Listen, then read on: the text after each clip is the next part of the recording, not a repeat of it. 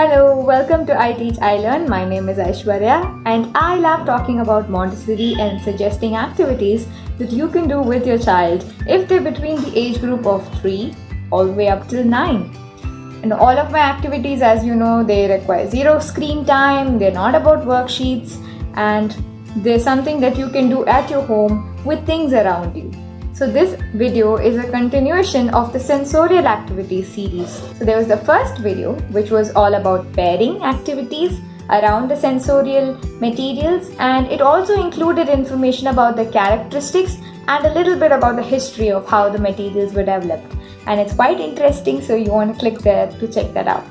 The second video in the series was grading activities, which involves looking at the various intensities of a physical property, and I've explained that in great detail, so you might want to click there to find out about that as well. Then I realized I haven't told you what comes after. So after the sensorial activities, what can you expect as an outcome, or what do you think your child is now able to do after working with all of these activities, and what else can be done by you as well? So that's what we're going to talk about in this video.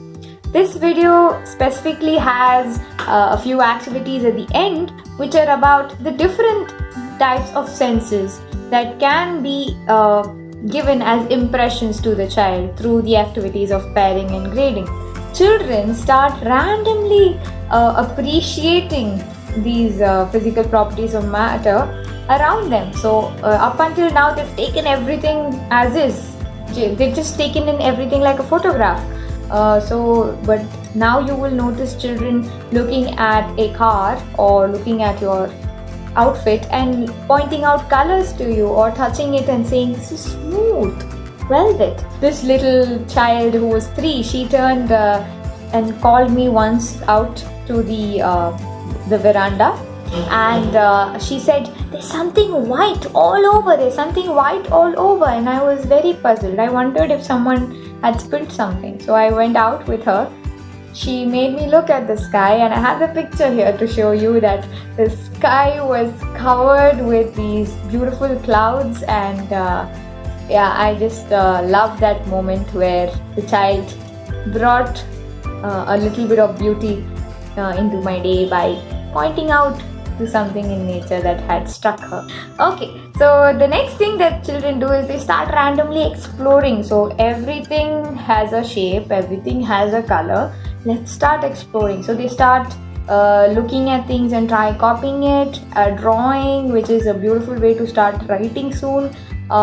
They also are curious to talk about different things. So show and tell is a great way. Language development happens tremendously once children have the words, and sensorial activities do help with that.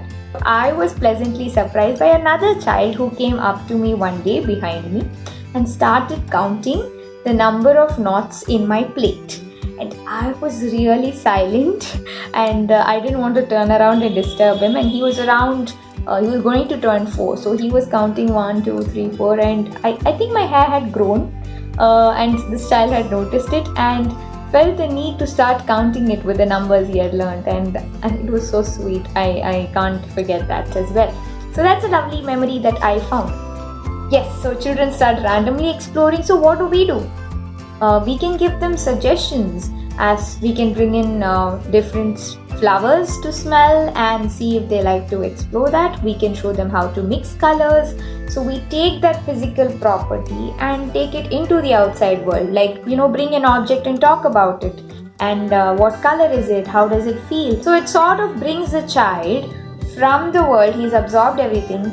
You give him the sensorial materials, he's now able to appreciate the physical properties, and now you put him back into the world with all of these exploratory activities which allow him to use his new knowledge and look at things in a completely different way, so with a heightened sense of intelligence, if you will. The other thing that many of you might have noticed is that when you offer such a very abstract activity to your child, you show them the way it's done, and then you step back, and then they do something completely different from what you had shown them, and you realize that they're not actually throwing it around or eating it or destroying it, which we call as misuse, or banging it. That's not allowed. But they're actually using it in a very different but very sensible way as well. For example, I love it when children stack the long rods like the pink tower instead of laying them on the mat, and it creates a beautiful three-dimensional figure. Or some children may create beautiful patterns with the color tablets, and all of that is still very purposeful activity, and we must allow it to happen. So these are called as variations by the children. But like I said, if you see your children misusing the material, like pushing them along the floor like a train, which is going to damage the material, and you don't want that, the child should know that that is not allowed. So you do set a limit and you say, I think we need to put this back. So do set limits for misuse, but do allow for variations, and that's how you draw the line. You will see a lot of positive consequences from working with the sensorial activities, and there's something very beautiful and special about them. So try out the activities in this video, and these can be considered as exploratory activities. It's not with the Montessori material. So any activity which is given without the Montessori material is called an exploratory activity. But nevertheless, you can still have fun and enjoy the activity with your children, and let me know if you like them. Check out the activities. Bye.